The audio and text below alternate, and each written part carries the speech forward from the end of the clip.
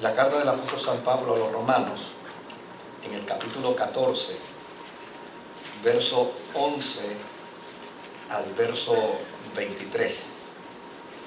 Quiero que vaya conmigo a las Sagradas Escrituras y leamos la palabra del Señor.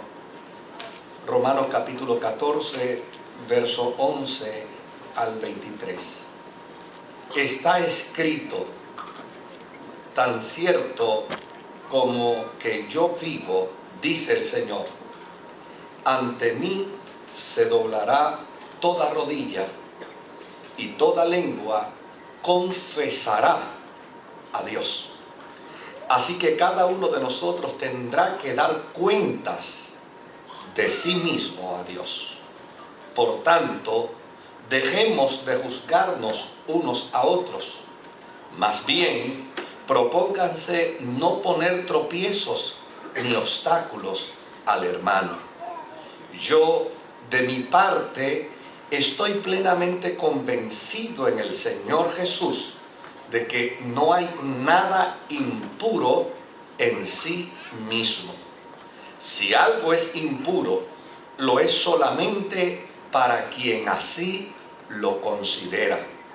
Ahora bien, si tu hermano se angustia por causa de lo que comes, ya no te comportas con amor.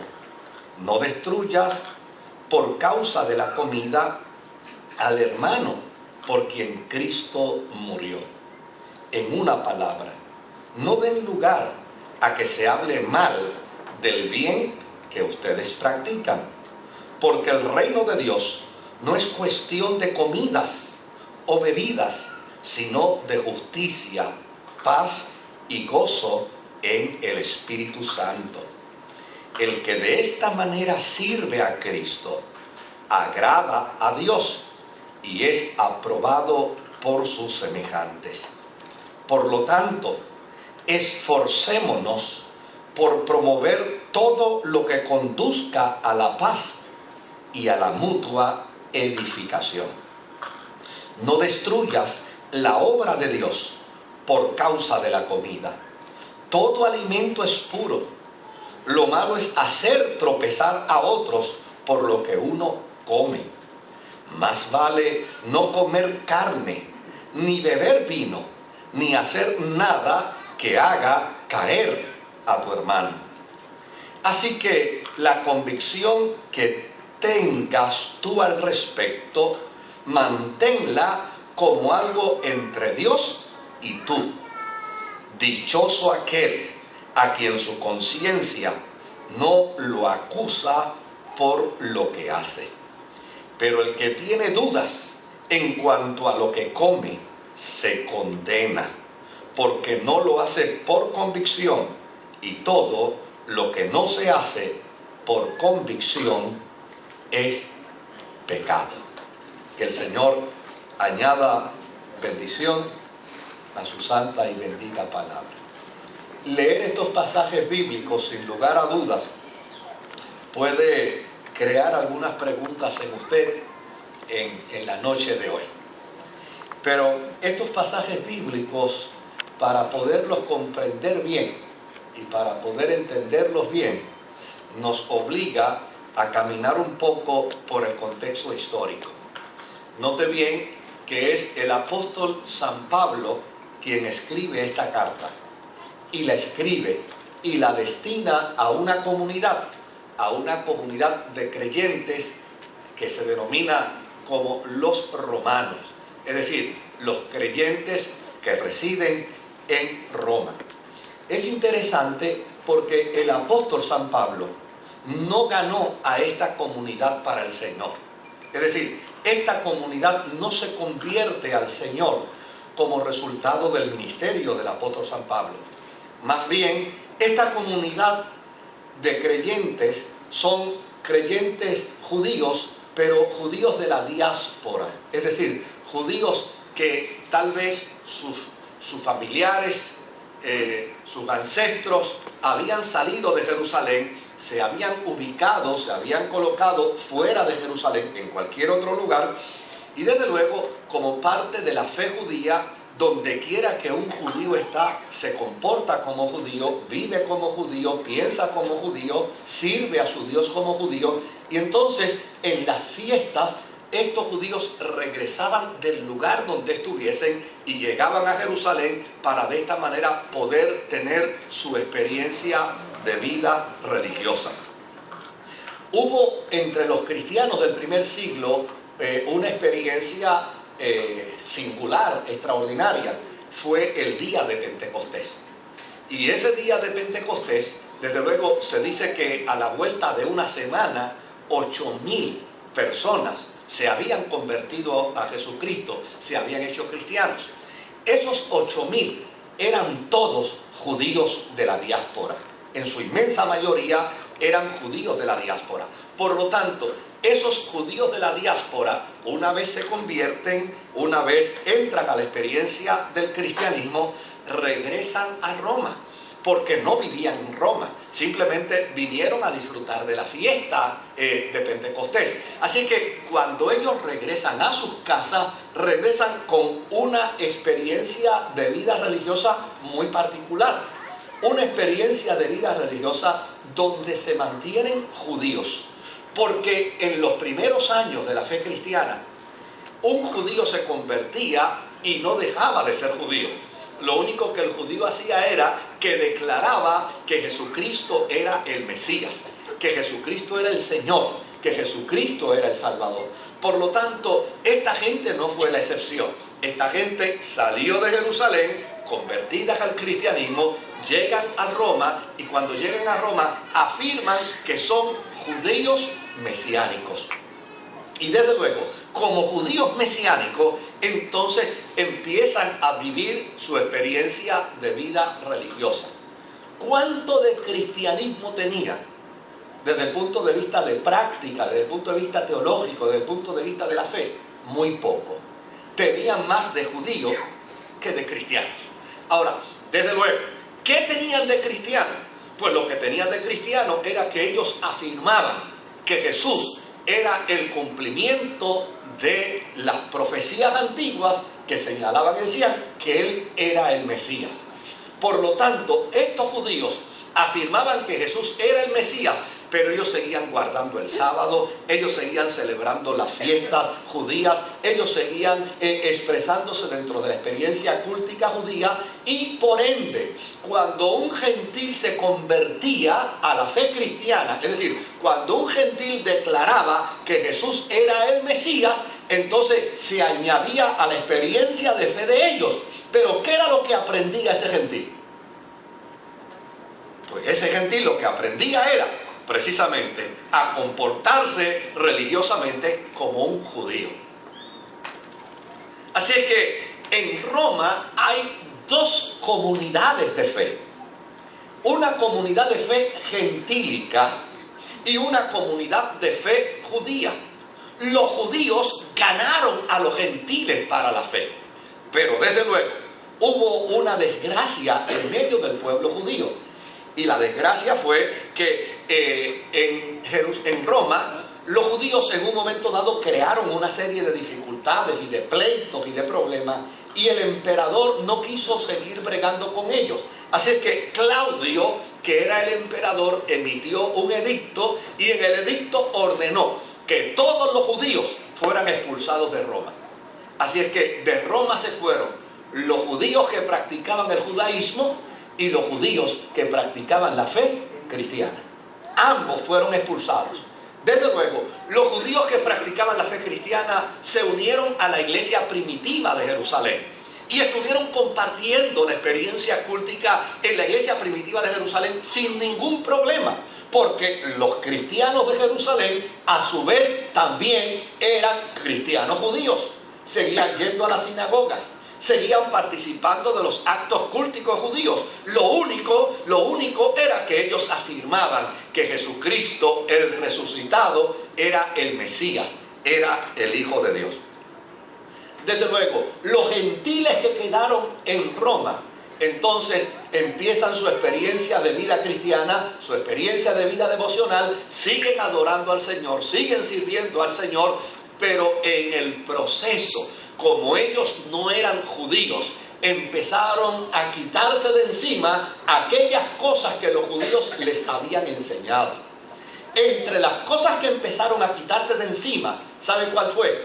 Entre las cosas que empezaron a quitarse de encima fue precisamente todo lo que tenía que ver con comida. Porque llana y sencillamente el judío no come un sinnúmero de cosas que los gentiles por lo general comen. Como por ejemplo, el judío no come lechón. El judío no come langostas. El judío no come camarones. Entonces, ante esa situación, ¿qué sucede? Los creyentes gentiles en Roma empezaron a pensar y a articular y a decir, pero ¿y qué de malo tiene de vez en cuando comerse un cantito de lechón? ¿Y qué de malo tiene comerse un sopajito de langosta? Y así sucesivamente fueron cambiando. Desde luego, los creyentes que fundaron la iglesia de Roma, que eran judíos, estaban ahora en Jerusalén añorando regresar. Ellos querían regresar a Roma. Y ellos decían, cuando nosotros regresemos a Roma y veamos a Pepe allí sirviendo al Señor, y veamos a Juana sirviendo al Señor, y veamos a Bartolo y a Bartola sirviendo al Señor, ¿verdad? Pues cuando nosotros lleguemos allí y ellos nos encontremos y ellos nos vean y nosotros los veamos a ellos, ¿qué fiesta será esa? Desde luego, ellos vivían en Jerusalén con esa añoranza, con el deseo un día de regresar nuevamente a Roma, y cuando llegaran a Roma, entonces poder de nuevo estar en medio de los hermanos, pero eso sí, ellos volver de nuevo a dirigir la iglesia que habían fundado. Tenían derecho a eso, porque ellos habían fundado la iglesia. Ahora, más tarde, Nerón sucedió a Claudio. Y cuando Nerón sucede a Claudio, entonces Nerón eliminó el edicto claudino que prohibía que los judíos regresaran a Roma. Y una vez eliminó el edicto claudino, entonces, desde luego, los creyentes judíos decidieron regresar de nuevo a Roma. Y cuando llegan a Roma, entonces, desde luego, ellos van con toda esa esperanza, con toda esa alegría. Usted sabe la alegría que se crea en el corazón de aquellos que han vivido una vez en medio de una comunidad y que se han tenido que distanciar. Esa alegría del encuentro, esa alegría de la coinonía, esa alegría del compartir. Pues desde luego, ellos llegaron a Roma con esas expectativas. Pero una vez llegan a Roma, en lugar de recibir gozo y alegría, viven una experiencia de turbación. Porque en todo recibimiento hay comida. En todo recibimiento hay fiesta. Y cuando se hizo la comida y cuando se hizo la fiesta, óigame, salió Bartolo con un canto de chicharrón.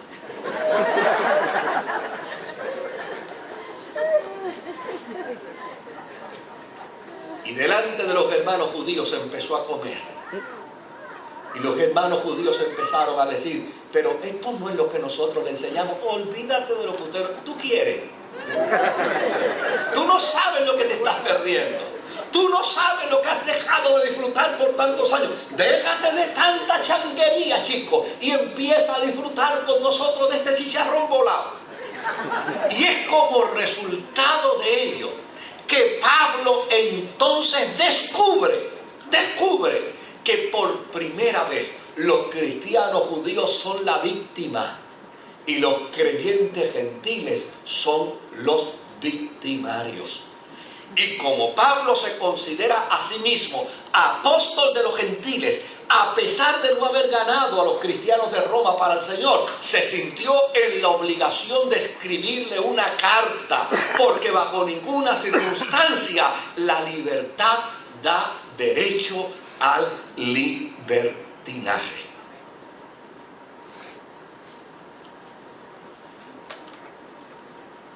Yo creo que ahora usted va a ir entendiendo mejor lo que queremos compartir de ese capítulo 14. Claro, Pablo les escribe ahora a dos comunidades. Y eso es importante porque cuando uno lee la carta de Pablo a los romanos, tiene que aprender primero a identificar a quién Pablo le está escribiendo. Si le está escribiendo a los gentiles o si le está escribiendo a los judíos. Porque usted notará los distintos cambios que Pablo hace en su carta, en un momento dado dirigiéndose a los gentiles, en un momento dado dirigiéndose a los romanos y en otro momento dirigiéndose a ambos simultáneamente. Desde luego, el problema de lo que trata aquí es de tradición. El problema de lo que trata aquí es de cultura. El problema de lo que trata aquí es de formas y maneras de ver la experiencia de fe. El problema de lo que trata aquí es de estilos, llana y sencillamente de estilos. Y los estilos no son malos. Y lo cultural no es malo. Y los procesos y las formas y maneras en que los seres humanos interpretamos las cosas tampoco son malas. Lo que es importante dentro del proceso es que podamos tener la suficiente tolerancia cristiana para trascender las diferencias como cristianos. ¿Y sabe qué? Constituirnos en una comunidad que sirve al Señor más allá de las diferencias. Miren, en una ocasión, un pastor norteamericano, esto yo lo escuché personalmente, un pastor norteamericano fue invitada su iglesia a participar en Alemania de una actividad de mujeres. Y desde luego él mandó con su esposa a un grupo de mujeres para Alemania. Las mujeres llegaron a Alemania, pero tan pronto pisaron territorio alemán, la esposa de él llamó al pastor y le dijo al pastor: mira, Leo, tenemos un problema aquí. ¿Cuál es el problema? Dice: las mujeres están escandalizadas con nosotras. ¿Pero por qué están escandalizadas? Dice: es que ellas no están acostumbradas a ver mujeres con el pelo recortado. No están acostumbradas a ver mujeres con pantallas o con aretes. No están acostumbradas a ver mujeres arregladas y pintadas. Y el pastor de inmediato le dijo: pues mira, dile a todas las mujeres que andan contigo que se quiten las pantallas, que se quiten los aretes, que se quiten todo lo que tengan que quitarse y que se pongan como ellas están, para que de esa manera no haya discrepancia entre ustedes. Desde luego, la actividad era por una semana. Y al final, ella vuelve a llamar al esposo. Y le dice ahora al esposo: oye, ahora las que estamos atribuladas somos nosotras. Le dice: ¿por qué? Me dice: si tú supieras, ellas nos han hecho una fiesta de despedida y todas están bebiendo cerveza.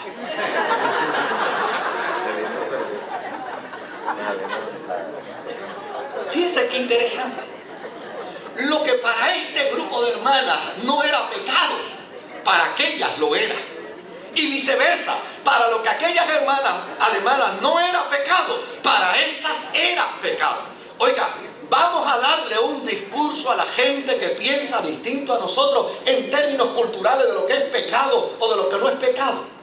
¿Usted se imagina si yo fuese ahora mismo a Alemania a predicar un sermón en contra de la cerveza? ¿Usted se imagina si yo fuese ahora mismo a España a predicar a los creyentes de España un sermón en contra del vino? Se reirían de mí, pensarían que yo soy un ridículo, que yo vengo de Marte, que vengo de Júpiter, que en qué mundo religioso yo vivo, porque para ellos eso no es absolutamente nada malo. ¿Quiere decir eso que yo debo cambiar mi postura en Puerto Rico? No. En Puerto Rico, siendo nuestra sociedad como la que es, una de consumismo de alcohol extravagante, donde hay tanto alcoholismo, donde el alcohol es responsable de tantas muertes de tránsito, donde el alcohol es responsable de tantos niños huérfanos, de tantos hogares destruidos, de tanta gente en desgracia. Oiga, mi postura en Puerto Rico va a ser siempre en contra del alcohol. Pero esto no quiere decir que porque yo asumo esta postura en Puerto Rico, ahora tengo que ir a España a asumirla, o tengo que ir a Alemania a asumirla, porque llana y sencillamente estamos hablando de dos contextos culturales totalmente distintos. Yo sé que usted va a entender conmigo la carta. Y yo sé que usted la va a comprender. Mire, una vez yo estuve en España. Estaba deseoso porque me invitara a una iglesia de gitanos. Yo no sé si a ustedes les han hablado de la iglesia de los gitanos. Yo estaba deseoso, decía, caramba, si me invitara a una iglesia de gitanos, yo con mucho gusto iría. Y el Señor me complació. En un momento dado, me llamaron para saber si yo tenía algún día libre, porque querían que le fuera a predicar a un grupo de gitanos. Oiga, y yo dije, qué experiencia linda, estar con los gitanos, con ese estilo único que ellos tienen para tocar, para cantar, para adorar. Yo dije, allí yo quiero estar, y le dije al pastor que me estaba coordinando las actividades en España, dile que sí, que con mucho gusto estoy allá. Óigame, cuando yo llegué al estacionamiento de la iglesia, había un montón de gente afuera fumando. Y cuando yo vi toda esa gente fumando, yo dije, qué mucha gente hay aquí para convertirse hoy. Hoy predico yo un sermón de salvación, invito a toda esa gente a convertirse. Desde luego, el director de la actividad se para en la puerta y dice, hermanos, vamos a comenzar nuestro culto. Y allí cada cual tiró su cigarrillo al piso, lo aplastó y todos entraron, y en fracciones de segundo, óigame, la experiencia cúltica era pentecostal hasta la médula. ¿Quiere decir eso que yo voy a cambiar mi posición y mi postura en Puerto Rico con respecto al cigarrillo? No, no. Yo seguiré predicando que el cigarrillo mata, que el cigarrillo destruye, que el cigarrillo es uno de los elementos más responsables directamente del cáncer, que el cigarrillo, además de que daña el bolsillo. Pues yo voy a seguir predicando contra eso, pero yo no tengo por qué irme a juzgar y a condenar a un creyente que en otro lugar, en otra esfera, tiene una postura y una interpretación totalmente distinta a la mía. Yo tal vez me atrevería a hacer una pregunta aquí. ¿Cuántos de ustedes han oído hablar de Spurgeon? El predicador del siglo XIX, al que se le conocía como el príncipe de los predicadores, al hombre que cuando se paraba a predicar todo el mundo guardaba silencio, porque entendía que en él había una autoridad extraordinaria como predicador. Pues Spurgeon, cuando terminaba de predicar, encendía un cigarro. Esto me va a hacer pensar que yo no voy a leer un sermón más de Spurgeon, que ese es un hijo del diablo que yo no voy a considerar en el anaquel de mis libros para ver cómo escribía, cómo reflexionaba, cómo pensaba. No, querido, yo voy a seguir manteniendo mi postura en contra del cigarro, pero yo voy a entender y a considerar que los elementos culturales y las idiosincrasias de los pueblos entre unos y otros es distinto, es diferente. Por lo tanto, yo no tengo por qué juzgar a mi hermano por lo que come o por lo que bebe. Mire, en cosas más sencillas tenemos diferencias. Yo tenía un amigo que ya falleció, ya partió con el Señor, un amigo mexicano, y una vez me llamó y me dijo, Moisés, tengo urgencia de llegar a Bayamón, tengo urgencia de ver a unas amistades, tú por favor pudieras llevarme un momentito allá. Y yo dije, sí, espérame que ahorita llego. Ahorita llego fue que yo llegué 2 horas y media o 3 horas después. Cuando yo llegué, ese hombre estaba frenético. Él me dijo que cómo yo pude haber sido tan desconsiderado, por qué yo no había podido considerar mejor el tiempo, por qué yo le había dicho ahorita. Le dije, bueno, yo te dije ahorita, y ahorita es, dame. Pero entonces descubrí que el ahorita mío es distinto al ahorita de él. Fíjese, en algo tan simple y tan sencillo, en algo tan tonto y tan nimio, yo empecé a entender y a descubrir que hay diferencia aún entre los pueblos que hablamos el mismo idioma, y que hay formas y maneras de interpretarse, y que hay formas y maneras de conducirse, y que hay cosas que yo no apruebo y que yo no aceptaría, y otros aprobarían y aceptarían sin ninguna dificultad y sin ningún problema. ¿Sabe? La iglesia de Roma estaba pasando por una crisis seria, y estaba pasando por una crisis seria porque los creyentes en Roma no habían conocido lo que Dios piensa y lo que Dios opina sobre el problema de la cultura, sobre el problema de las diferencias de estilo, sobre el problema de la forma y manera de pensar cada uno de los seres humanos. Por lo tanto, ¿qué hace Pablo? Pablo le escribe a ambas comunidades, le escribe cartas a los gentiles y le escribe cartas a los judíos, y a ambos les hace entender las diferencias culturales, pero también les hace entender lo importante de la fe, lo importante del evangelio, lo importante de la gracia. Mire, si usted va conmigo ahí mismo a Romanos, en el capítulo 1 y en el versículo 18 de Romanos, fíjese que aquí el apóstol San Pablo le habla a los gentiles. Y en esta carta a los gentiles, Pablo les dice: ciertamente la ira de Dios viene revelándose desde el cielo contra toda impiedad e injusticia de los seres humanos, que con su maldad obstruyen la verdad. Me explico. Lo que se puede conocer acerca de Dios es evidente para ellos, pues Él mismo se lo ha revelado. Porque desde la creación del mundo, las cualidades invisibles de Dios, es decir, su eterno poder y su naturaleza divina, se perciben claramente a través de lo que Él creó, de modo que nadie tiene excusa. A pesar de haber conocido a Dios, no le glorificaron como a Dios, ni le dieron gracia, sino que se extraviaron en sus inútiles razonamientos y se les oscureció su insensato corazón. Aunque afirmaban ser sabios, se volvieron necios y cambiaron la gloria del Dios inmortal por imágenes que eran réplicas del hombre mortal, de las aves, de los cuadrúpedos y de los reptiles. Por eso Dios los entregó a los malos deseos de sus corazones, que conducen a la impureza sexual, de modo que degradaron sus cuerpos los unos con los otros. Cambiaron la verdad de Dios por la mentira, adorando y sirviendo a los seres creados antes que al Creador, quien es bendito por siempre. Amén. Por tanto, Dios los entregó a pasiones vergonzosas. En efecto, las mujeres cambiaron las relaciones naturales por las que van contra la naturaleza. Asimismo, los hombres dejaron las relaciones naturales con la mujer y se encendieron en pasiones lujuriosas los unos con los otros. Hombres con hombres cometieron actos indecentes y en sí mismos recibieron el castigo que merecía su perversión. Además, como estimaron que no valía la pena tomar en cuenta el conocimiento de Dios, Él a su vez los entregó a la depravación mental para que hicieran lo que no debían hacer. Se han llenado de toda clase de maldad, perversidad, avaricia, depravación. Están repletos de envidia, homicidios, disensiones, engaños y malicia. Son chismosos, calumniadores, enemigos de Dios, insolentes, soberbios y arrogantes. Se ingenian maldades, se rebelan contra sus padres. Son insensatos, desleales, insensibles y despiadados. Todo esto les acontece a ustedes como resultado de haberle dado la espalda a Dios. Todo esto viene a la vida de ustedes como resultado de caminar de espalda a Dios.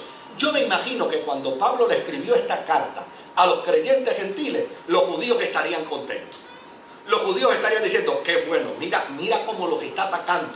Así es como debe hablar, así es como debe predicar, así es como debe enseñarle a la iglesia, así es como él debe tratar a los gentiles. Y desde luego los trató bien fuerte. Pero después que les escribió a ellos, entonces les mandó otra cartita a los creyentes judíos. Y cuando les envió la otra carta a los creyentes judíos, mira lo que les dijo a los judíos en el capítulo 2 y en el versículo 17. Dice: ahora bien, tú que llevas el nombre de judío, que dependes de la ley y te jactas de tu relación con Dios, que conoces su voluntad y sabes discernir lo que es mejor porque eres instruido por la ley, que estás convencido de ser guía de los ciegos y luz de los que están en la oscuridad, instructor de los ignorantes, maestro de los sencillos, pues los ignorantes, pues tienes en la ley la esencia misma del conocimiento y de la verdad. En fin, tú que enseñas a otros, ¿no te enseñas a ti mismo? Tú que predicas contra el robo, ¿robas? Tú que dices que no se debe cometer adulterio, ¿adulteras? Tú que aborreces a los ídolos, robas de sus templos. tú que te jactas de la ley, deshonras a Dios quebrantando la ley. Así está escrito: por causa de ustedes se blasfema el nombre de Dios entre los gentiles. La circuncisión tiene valor si observas la ley, pero si la quebrantas, vienes a ser como un incircunciso. Por lo tanto, si los gentiles cumplen los requisitos de la ley, no se les considerará como si estuvieran circuncidados. El que no está físicamente circuncidado, pero obedece la ley, te condenará a ti, a pesar de tener el mandamiento escrito y la circuncisión, porque tú quebrantas la ley. Lo exterior no hace a nadie judío, ni consiste la circuncisión en una señal en el cuerpo. El verdadero judío lo es interiormente, y la circuncisión es la del corazón, la que realiza el espíritu, no el mandamiento escrito. Al que es judío así, lo alaba Dios y no la gente. Note bien que primero Pablo le escribe a los gentiles y les dice hasta del mal que van a morir. Y después le escribe a los judíos, le dice: ustedes son 3/4 partes peor. Ustedes son tan malos como los demás. Ustedes simplemente han hecho las mismas, han cometido los mismos desatinos que los demás. Porque a fin de cuentas, ¿cuál es la intención de Pablo? La intención de Pablo es provocar una reconciliación, no mediante los valores culturales, no mediante los estilos religiosos, sino una reconciliación mediante la gracia.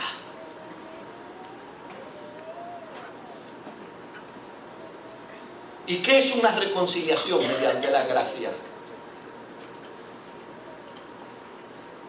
Contésteme usted, ¿qué pecado es más grande que otro pecado?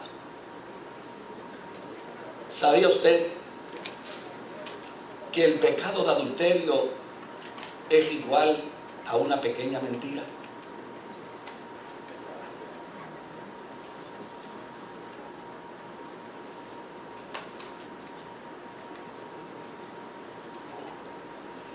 Que el pecado de juzgar es igual que el pecado de dar un cheque sin fondo.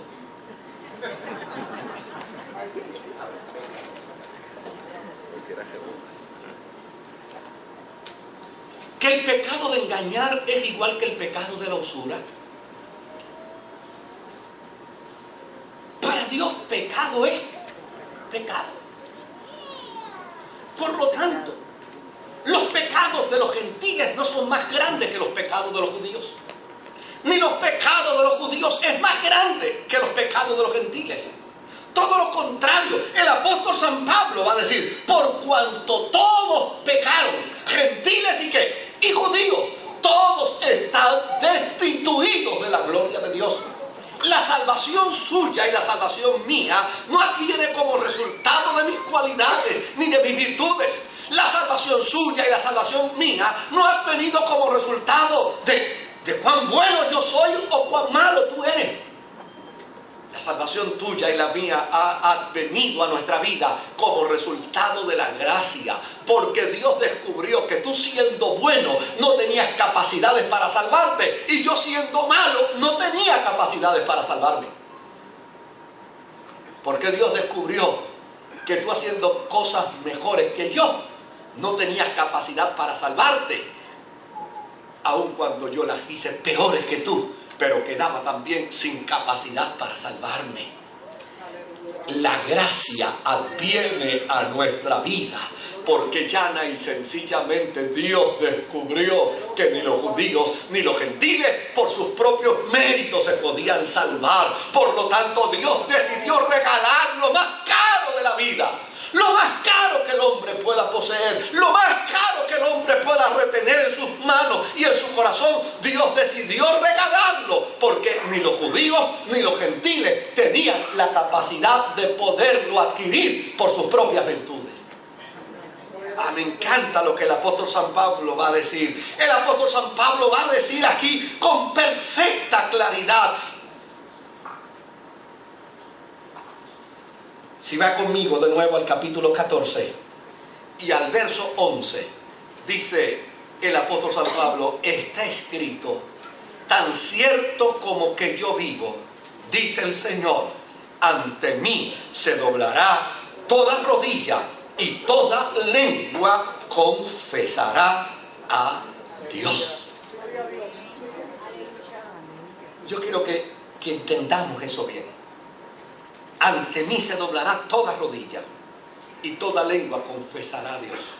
Querido, la Biblia dice que el primer hombre que se estableció sobre la faz de la tierra, creado por Dios, ni era gentil ni era judío. Se llamaba Adán y ella se llamaba Eva. Nadie puede decir que eran judíos, ni que eran norteamericanos, ni que eran puertorriqueños. Ellos representaban la raza humana en su totalidad. Ahora, mire qué interesante.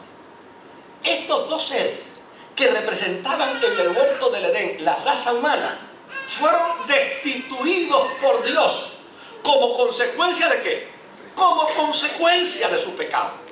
Así que, como resultado de Adán y Eva, yo que no estuve allí y usted que no estuvo allí, tiene que pagar el mismo precio que ellos pagaron. Porque ellos representaron la humanidad entera. Ahora, mire qué interesante. De la misma manera aparece Jesucristo. ¿Y sabe algo, querido? Jesucristo, como el Hijo de Dios, ni es gentil ni es judío. Jesucristo representa a la humanidad entera. Por eso el apóstol San Pablo, el apóstol Juan dice: porque de tal manera amó Dios ¿a quién? Al mundo, incluyendo a todos. El mismo apóstol San Pablo dice: así como en Adán todos mueren, en Jesucristo todos ¿qué? Todos son vivificados. Así como en Adán se pierden los gentiles y los judíos, en Cristo los gentiles y los judíos son salvos. Ahora, la pregunta que debemos hacernos como consecuencia de lo que Pablo va a tratar aquí es la siguiente: ¿sabrá Dios que los pueblos tienen costumbres distintas? ¿Sabrá Dios que los pueblos tienen idiosincrasia distintas? ¿Sabrá Dios que los pueblos tienen formas y maneras de pensar distintas? Oiga, ¿y sabrá Dios que cada hombre y cada mujer es un mundo en sí mismo? Lo sabrá Dios. Por lo tanto, querido, por lo tanto, el plan de salvación de Dios es para toda criatura. Y es para toda criatura en lo que es importante. Es para toda criatura en lo que es de relevancia. Es para toda criatura en lo que es trascendente. En lo que no es importante, en lo que no es trascendente, llana y sencillamente Dios va a pasar por alto los errores que dentro de nuestra cultura, dentro de nuestra trascendencia y dentro de nuestros estilos podamos asumir. Porque llana y sencillamente, óigame, llana y sencillamente, a mí no habría nadie que me haga vestirme como uno de esos que toca la gaita, como un escocés.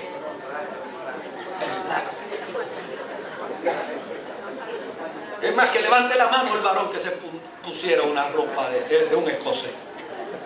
Y ellos se la ponen feliz de la vida y caminan por las calles de Nueva York feliz de la vida. ¿Y por qué? Porque ellos tienen sus estilos y sus culturas. Ahora, caeré yo en el ridículo de pensar que un escocés que sirve al Señor, porque anda con una minifalda de esas que se ponen caminando por las calles de Nueva York, es un hijo del diablo, porque no se viste como yo me he visto, con un pantalón largo.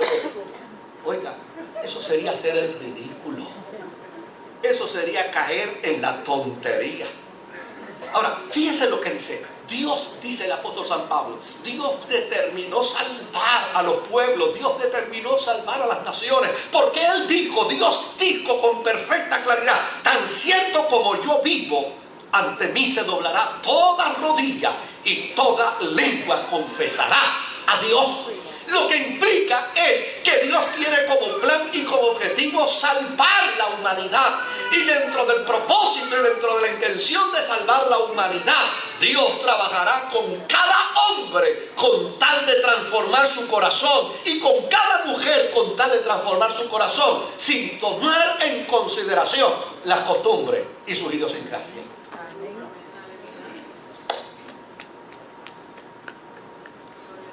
Ahora empieza Pablo a darle recomendaciones a los creyentes de Roma, a los gentiles y a los judíos. Y la primera recomendación que les da es que la consigna de todo cristiano debe ser que jamás, bajo ninguna circunstancia, haremos tropezar a nuestro hermano o a nuestra hermana en el Señor. Jamás.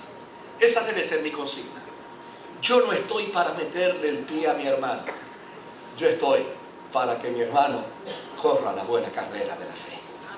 Yo no estoy para interrumpir lo que Dios está haciendo en mi hermano. Oye, mi hermano es él dentro de sus circunstancias. Y sabe, hoy no es lo que nosotros decimos. El único que te puede cambiar a ti es ¿quién? El único que te puede cambiar a ti es Dios. Pues deja que Dios sea el que lo cambie. Si el único que puede cambiar al ser humano, el único que puede cambiar nuestra mente, el único que puede cambiar nuestros estilos, el único que puede cambiar todo ese elemento de escoria que hemos arrastrado como consecuencia de las adversidades de nuestra vida pasada, el único que puede cambiar eso es Dios. Pues dejemos que sea Dios quien lo haga. Pero tengamos la consigna, le dice Pablo a los creyentes de Roma, tengamos la consigna de que jamás haremos algo que haga tropezar a nuestro hermano. Jamás. Pablo le dice a los creyentes de Roma, lo que tú consideras inmundo, no necesariamente es inmundo para tu hermano. Miren, en mi caso, pues yo decidí hace unos años atrás ser vegetariano. Y yo soy feliz en el campo vegetariano. Pero mi esposa decidió no serlo.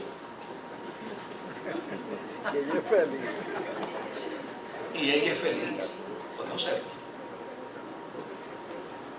Y yo me siento a la mesa con mi papa hervida y mis vegetales, y ella se sienta con su steak.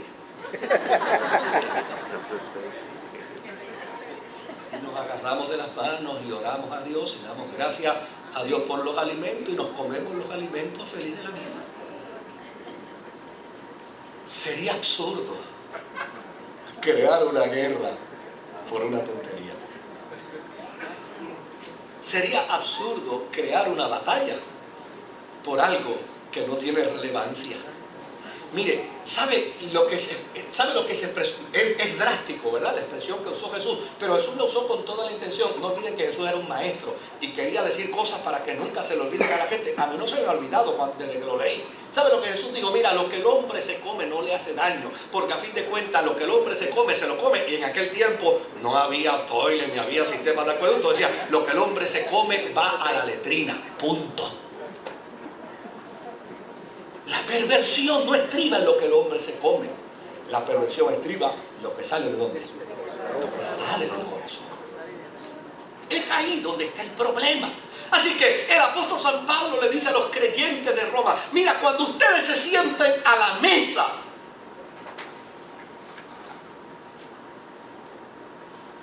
partan de la premisa de que lo que tu hermano se come no es inmundo. Y lo que tú te comes no es inmundo. Llana y sencillamente son formas distintas de comer. Son formas distintas de sentarse a la mesa. Ahora, fíjate lo que Pablo dice. Pero si tu hermano se escandaliza, si para tu hermano lo que tú comes es inmundo, Entonces aquí Pablo invita al crecimiento. Demuestre quién es el más maduro, demuestre quién es el más espiritual, demuestre quién es el que más ha crecido en la fe. Porque a fin de cuentas, el que más ha crecido en la fe tiene el deber de ayudar a quién, al que menos ha crecido en la fe. Por lo tanto, ¿qué dice Pablo? Dice, ahora, si lo que comes es inmundo para tu hermano, entonces en su presencia, ¿qué debes hacer? No te lo comas. Porque si para tu hermano es inmundo, conmigo no tiene usted ese problema, ¿sabe? Porque la gente me dice, ay, yo voy a pedir un steak y te voy a ver desesperado. Le digo, te lo puedes comer con la mayor tranquilidad, que a mí no me desespera. Ya yo pasé esa etapa, porque yo decidí hacerme vegetariano la misma semana que salía para Brasil, para Argentina y para Paraguay. Y los que saben, oiga, ahí se come carne. Y yo salí la misma semana para esos 3 lugares, determinando hacerme vegetariano. Y llegó un momento en que llegaba a un restaurante y después de pedir papa y zanahoria, ¿sabe lo que me decía la persona que me atendía? Decía, oiga, pero ¿qué es lo que usted se propone? Pues almorzar, comer. Pero eso es eso es todo lo que me voy a comer. Pero si a tu hermano le es escándalo. Mire, yo recuerdo una vez, salía con unos amigos para Canadá. Y cuando veníamos de regreso de Canadá, pasamos por Rochester. Y allí en Rochester, uno de mis amigos me dijo, Moisés, aquí hay un pastor amigo del alma. Chico, a mí me encantaría que nos podamos detener un momentito para yo saludarlo. Y yo le pregunté, ven acá, ¿y cómo es ese amigo pastor tuyo? Me dijo, es del corazón del rollo. Ese, olvídate, te ve con esa barba. Yo llevaba ya unas 2 o 3 semanas con mi barba, ¿no? Porque yo detesto las navajas de afeitar. Y me dijo, si te ve con esa barba, te manda a convertir. Pues yo seguí con él caminando, buscando la dirección, hasta que finalmente llegamos a un garaje de gasolina. Yo me bajé, compré una navaja de afeitar, entré al baño del garaje de gasolina y me afeité. Cuando salí afuera, los que andaban conmigo no me reconocían. Muchacho, ¿pero qué tú hiciste? Afeitarme. ¿Pero por qué lo hiciste? Porque llana y sencillamente, si para tu amigo una barba es escandalosa, yo no tengo por qué escandalizarlo. Para mí, él es más importante que mi barba. Además, yo no le voy a dar el tema del sermón del domingo que viene, para que ahora venga y predique el domingo, que había un pastor de Puerto Rico, todo balbú por ahí, afectando el testimonio del evangelio.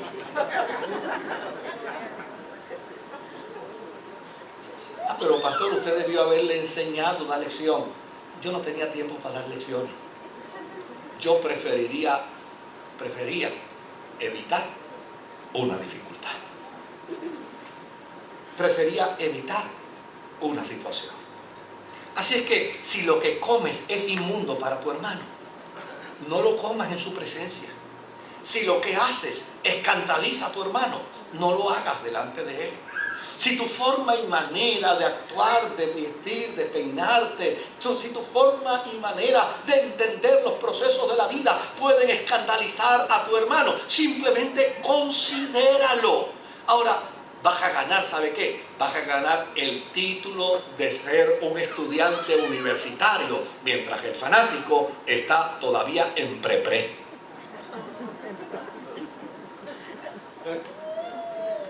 Entonces Dios lo va a ver, decir, oye, ¿cómo ha crecido fulano? ¿Cómo ha crecido fulana? Fíjate que para él, para ella, no es problema considerar a estos hermanitos que son más débiles. Ahora, fíjense que otra cosa nos dice el apóstol San Pablo. Dios no juzgará a nadie por lo que come o por lo que bebe.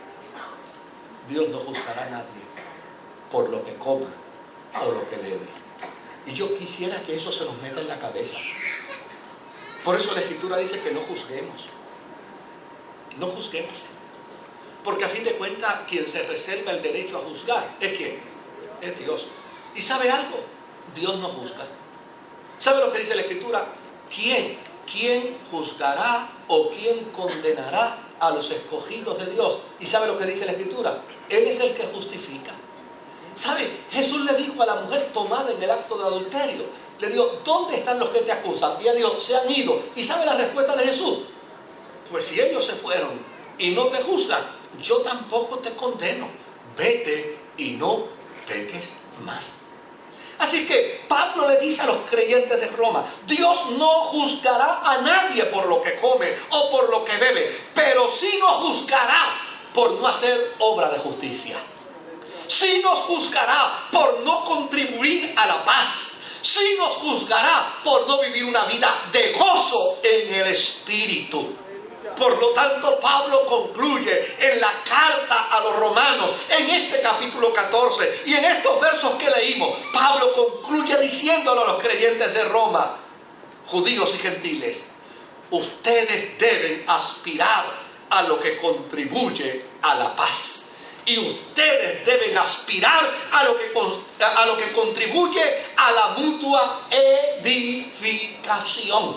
Hemos sido llamados, ¿sabe para qué? Para edificarnos mutuamente. Hemos sido llamados para apoyarnos mutuamente. Hemos sido llamados para recíprocamente amarnos y atendernos. Hemos sido llamados, ¿sabe para qué? Para cederle el paso a nuestro hermano a fin de que él pueda crecer y él pueda expresar su experiencia de fe tal y como la ha entendido y como la ha concebido. Hemos sido llamados para ayudar a crecer con compasión, con misericordia, con rectitud, con justicia y con amor a aquellos que están creciendo en el Señor. Por eso Pablo termina diciéndole a los creyentes de Roma, no destruyamos lo que Dios está haciendo en los demás por razones triviales, porque todo lo que no es de fe es pecado. Es decir, no hagamos nada que esté en dicotomía con nuestra conciencia. No hagamos nada que esté contrario a nuestra forma de pensar y de entender. Porque lo que hagamos por contienda, lo que hagamos por vanagloria, lo que hagamos con intención, óigame, de molestar a los demás, nos será contado como pecado.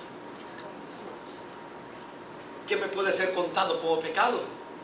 El que yo vea a mi hermano trabajando para el Señor y yo me cruce de brazos para que se esbarate. Eso me puede ser contado como pecado. ¿Qué me puede ser contado como pecado? El que yo vea a mi hermano corriendo y vea el peligro de su carrera y no le advierta del peligro que hay en su carrera. Eso me es contado como pecado.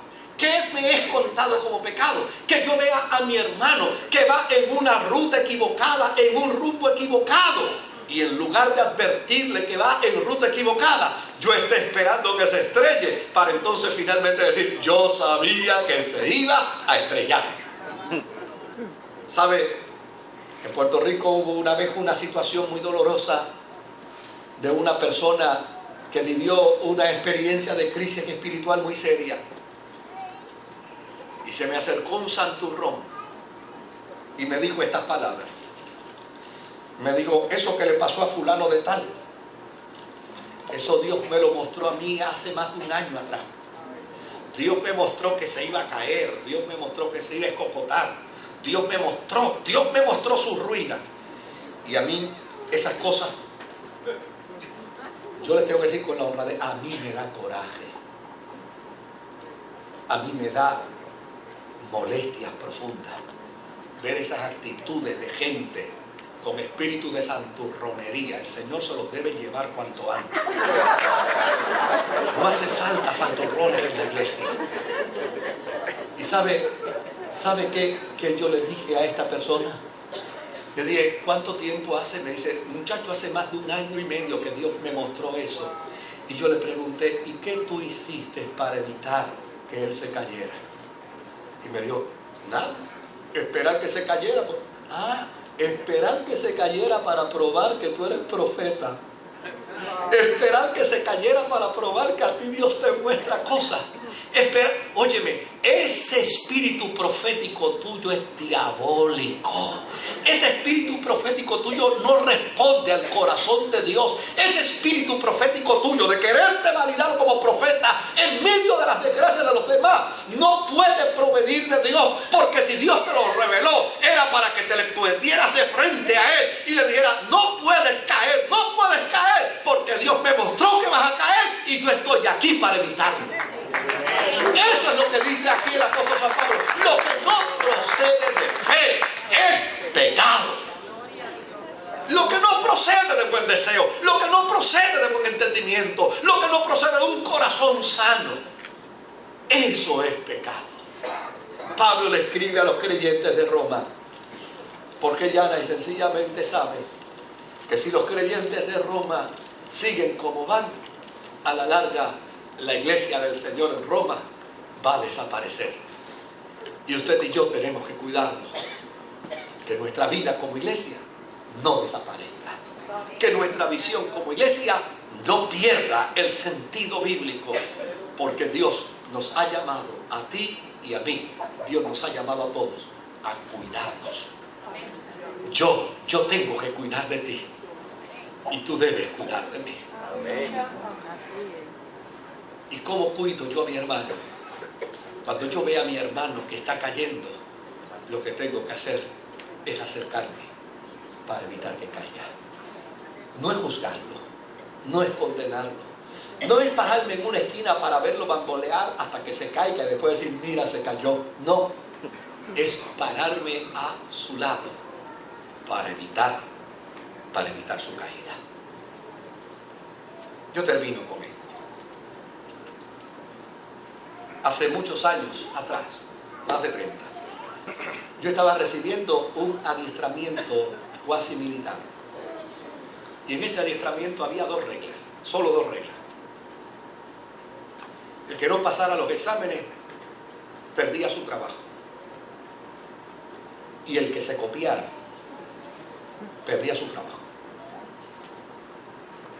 Tomando esos exámenes, conmigo estaba un muchacho neoyorquino que apenas no sabía español, apenas podía hablarlo, y solamente lo podía hablar, casi no. Él quedó detrás de mí y yo lo escuché cuando él miró el examen. Era un examen de unos 100 cierto y falso, y escoge. Y él lo miró y dijo: me colgué. Yo lo escuché. Lo próximo que escuché de él fue que me dijo: Moisés, ayúdame.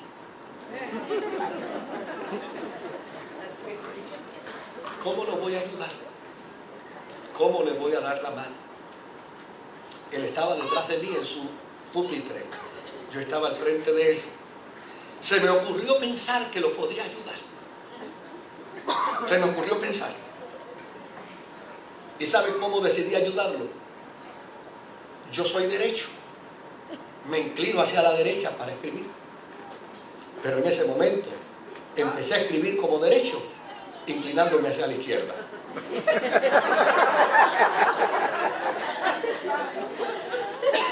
Y detrás de mí, lo único que escuché fue: gracias.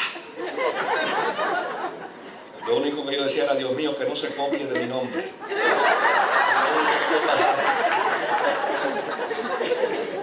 El teniente que estaba dando el examen se percató de mi acto de buen samaritano y me gritó: Román, venga acá. Yo me levanté, caminé hacia donde él. Me dijo: sabe que usted y el que está detrás de usted, ambos están despedidos. Usted no cualifica para esto, ni él tampoco. Yo sabía que mi amigo tenía 3 hijos. Yo todavía no me había casado. Me le quedé mirando fijamente a aquel teniente y le dije: haga algo mejor, haga algo más humano. bóteme a mí y déjelo a él. Porque el único problema que él tiene es que no conoce el idioma. Y está tratando de hacer lo mejor que puede. A fin de cuentas, yo no tengo hijos, pero él tiene 3. Yo puedo buscarme otro trabajo, pero él necesita este. Si usted quiere, bóteme a mí, pero por favor, déjelo a él. Y aquel hombre, yo vi cuando tragó. Y después que tragó, me dijo: vaya a su pupitre y haga las cosas bien.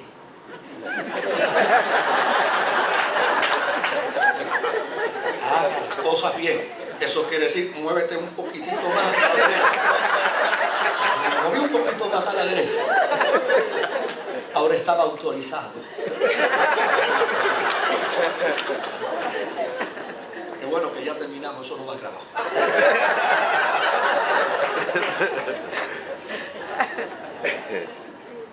Pasadas unas semanas,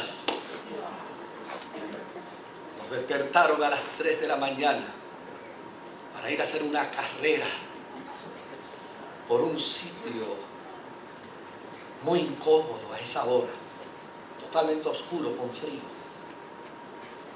Y había una amenaza: el que no haga la carrera completa se queda restricto. Quiere decir, no tiene fin de semana libre. Y quien está en adiestramiento, lo único que sueña es en el fin de semana. Así que salimos a correr por toda aquella vaquería, por todo aquel monte. Y mientras íbamos corriendo a mitad de carrera, yo metí el pie en un hoyo.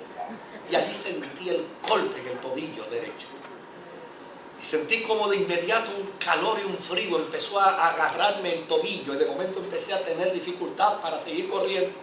Sentía como si el tenis seguía haciéndose incómodo en el pie. Y finalmente ya yo casi apenas podía correr. Lo único que yo pensaba era: ¿cómo llego a la meta? Me voy a tener que quedar el fin de semana aquí. Y eso no era lo que yo quería. Óigame, estaba oscuro todavía y seguíamos corriendo. Ya yo no podía correr. Yo veía todo el mundo pasándome, todo el mundo pasándome. De momento yo sentí a alguien que se paró a mi lado. Estaba jadeando, estaba en todo el proceso del ejercicio. Y de momento me dijo: Moisés, mi hermanito, súbete encima de mí. Yo le digo: ¿cómo? Sí, súbete. Yo soy maratonista, yo corro en maratones. Súbete encima de mí. Tú no te vas a quedar restricto al área. Óigame, yo me sentí como uno de los jinetes de la Apocalipsis, sobre el caballo blanco.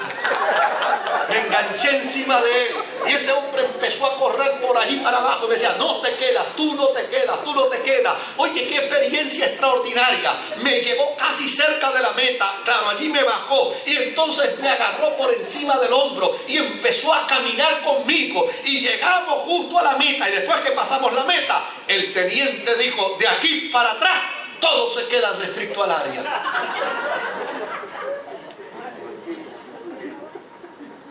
¿Sabe qué me dijo? ¿Cómo no te voy a ayudar si tú me ayudaste? ¿Cómo no te voy a servir si tú me serviste? Querido, ¿sabes algo? En la carrera de la fe habrá un día donde tal vez podamos sufrir una caída. Asegúrate de haber ayudado a tu hermano. Asegúrate de haberle bendecido. Asegúrate de nunca haberle juzgado, de nunca haberle condenado. Asegúrate de echarlo sobre tus hombros y correr con él, porque probablemente en el mañana seas tú quien caigas y él sea quien te ayude en la carrera.